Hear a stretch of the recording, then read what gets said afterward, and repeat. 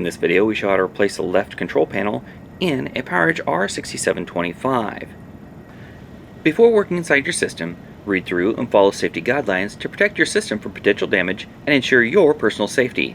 For more information about safety guidelines, see the service manual at dell.com/support.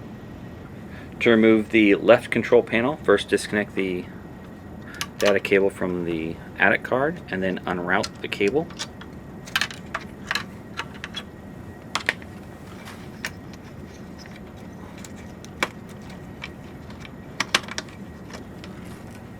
To remove the cable cover, remove the two screws securing it in place.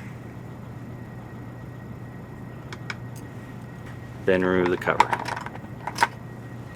To remove the control panel, remove the three screws securing it in place.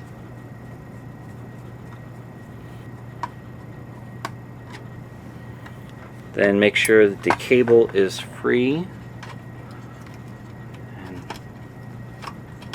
And then slide the control panel out. To install the control panel, align it with the system. And then drop the cables in.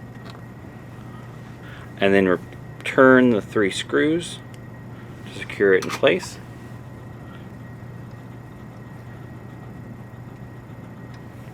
Then replace the cable cover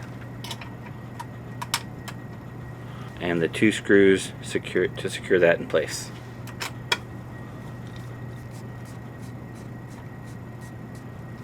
Then route the cable through the guides.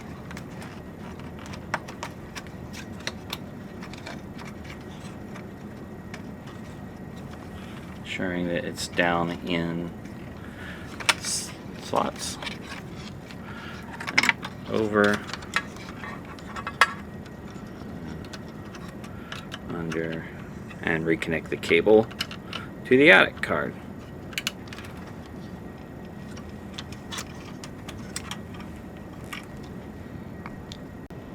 For more information or support about the PowerEdge R6725, visit dell.com/support.